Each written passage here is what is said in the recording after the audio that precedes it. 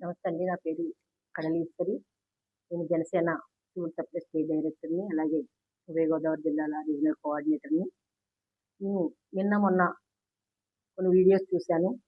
వైఎస్ఆర్ నాయకులు కృష్ణప్రియ గారు కూటమి ప్రభుత్వాన్ని మీద కొన్ని నిందలు వేశారు. దాని గురించి మాట్లాడటానికొచ్చాను. ఆవిడేమంటారంటే, విద్యార్థులకి అన్యాయం జరుగుతుంది, విద్యార్థులు మోసపోతున్నారు అన్నట్టుగా మాట్లాడుతున్నారు. విద్యార్థులకి అసలే ఫీజు రియంబర్స్‌మెంట్ అసలు రావటం లేదని చెప్తున్నారు. కానీ చాలా తప్పండి అది. ఎందుకంటే మీరు అసెంబ్లీలో జరిగింది వినలేదేమో మీరు.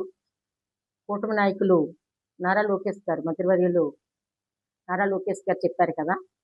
ఆయన ఏమన్నారంటే, మీ నాయకులు కొంతమంది వాళ్ళకి 63 లక్షల మందికి వచ్చిందని కొంతమంది అంటే, 57 లక్షల మందికి వచ్చిందని కొంతమంది అంటున్నారు.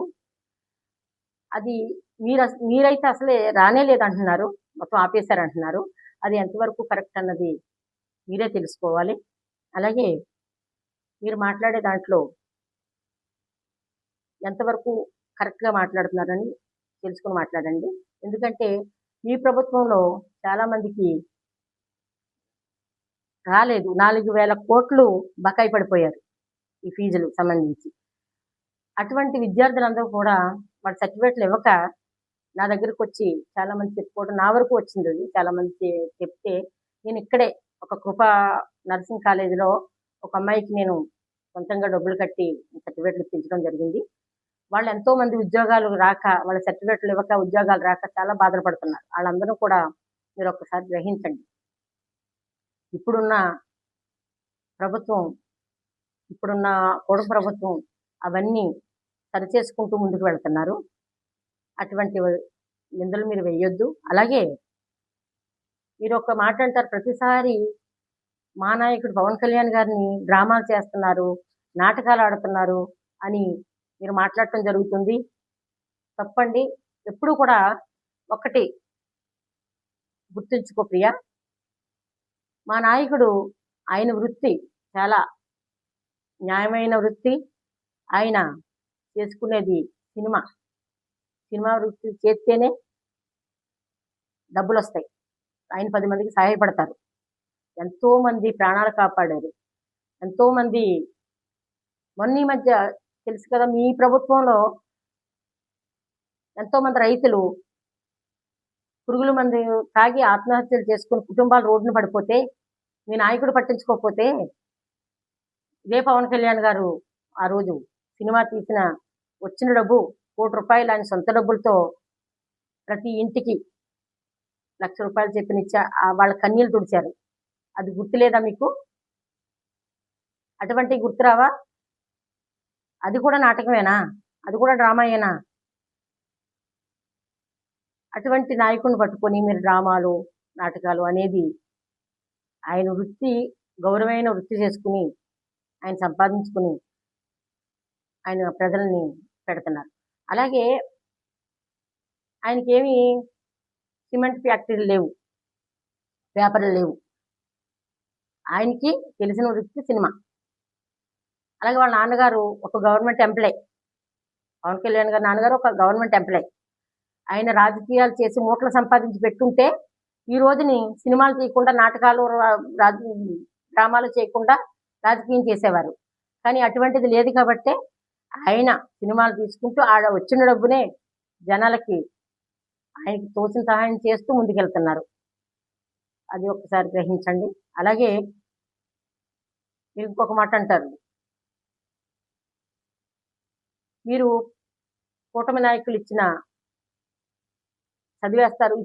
చదివేస్తారు అంటారు. ఆయనకి ఇక్కడ ఏది తోస్తే ఇక్కడ ఏది అనిపిస్తే అదే మాట్లాడతారు. అది ఒకటి మీరు గ్రహించవలసిందిగా మీకు చెప్తున్నా.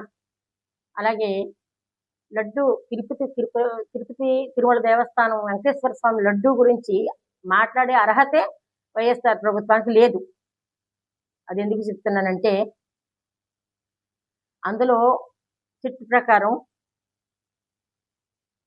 అది నెయ్యి చుక్క లేదు అని వచ్చింది అని నిర్ధారణ అయ్యిందని చెప్పారు కదా, కరెక్టే.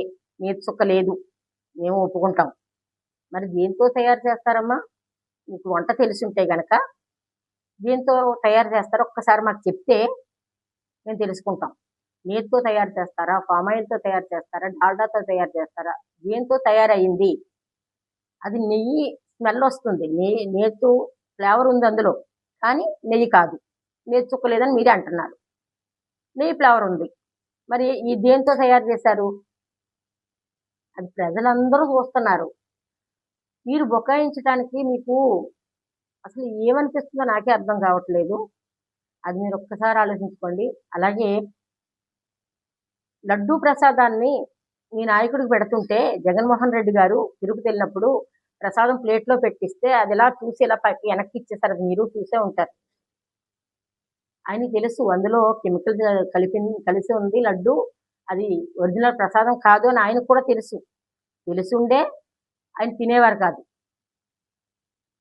ఇప్పుడు రీల్స్లో చూస్తున్నాం, పాలు ఎలా తయారు చేస్తున్నారు, కెమికల్ పెట్టి పాలు తయారు చేస్తుంటే స్వచ్ఛమైన పాలులాగే ఉంటున్నాయి అవి. తేడా కూడా కనిపెట్టలేం మనం.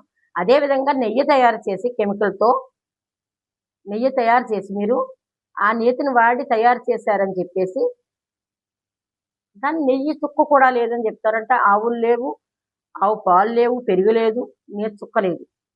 మరి దేంతో తయారైంది? అదంతా కూడా మీరు బుకాయించేసినంత మాత్రాన జరిగేది కాదు. దాన్ని ఒకసారి మీరు గ్రహించవలసిందిగా మేము విన్నవించుకుంటున్నాము. అలాగే మొన్న ఈ మధ్య రోజా గారు, అమ్మ రోజా వెళ్ళి జోగి రమేష్ గారిని పరామర్శించూ ఆవిడ హడలేసి వచ్చారు. ఎలా అన్నారు?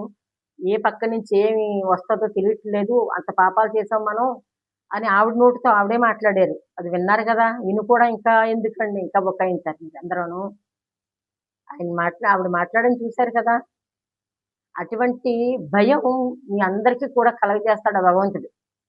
అప్పటి వరకు మీరు అందరూ కూడా కామ్గా ఉండండి. మీ అందరికీ కూడా ప్రజలు కాదు, ఆ భగవంతుడే శిక్షిస్తాడు ప్రతి ఒక్కరిని కూడా.